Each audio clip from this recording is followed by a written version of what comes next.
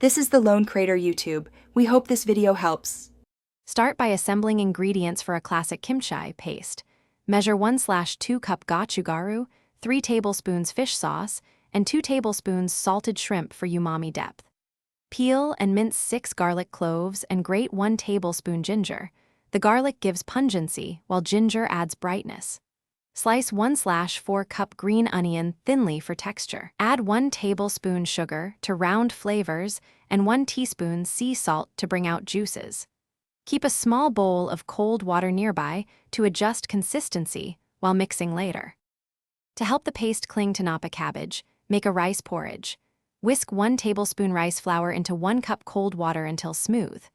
Bring to a gentle simmer over medium heat and stir constantly for about 3 to 5 minutes until the mixture becomes translucent and slightly thickened.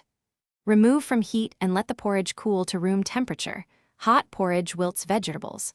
Once cooled, combine the porridge with gochugaru, fish sauce, salted shrimp, garlic, ginger, sugar, and green onion and mix thoroughly.